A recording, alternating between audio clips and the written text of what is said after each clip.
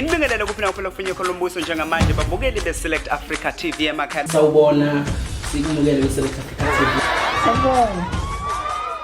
Ulehlani namhlanje sikuphathele ingosi la sisho khona sithi the SpotLights. Kanti ke kwi-SpotLights sethu siphathela insizwa usiphelele nala odume ngoLIMIT. Lensizwa ke esencane iwumculi kaMaskandi, izalelwe enkandla esigodini sakwaNxamalala, ufunde ehamba yedwa primary school eNgomankulu primary school, wase eqeda eNtolwane primary school i-primary education yakhe. Lensizwa bisiqhubekela lapha ya eMnyakanya high school yaphinde ke yaqedela eMagqama high school lapha indeke wathola noma ke waqeda khona noma waphothula umatric wakhe. Uthi Mgqumeni yiHhashi Elimhlophe noBhekumuzi ezinye zezingqalabutho ezidlale indima enkulu ekutheni umculo kaMaskandi ube sezingeni futhi ulalele. Uthi naye impela uhamba ezinyathelweni zabo. Uthi khona lakhe ke ulithole noma ku discover lapha yayisafunde primary school la aqale khona ukucula nokubhala, waphinde waba nothando nje lama instrument amaningi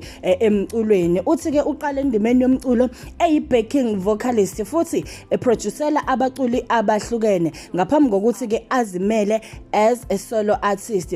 Uthi ke uphinde ahoste ama festivals kanye nama events amaningi emadolobheni amaningi ke noma ahlukene la eKZN. Uthi ke kuye only sky is the limit.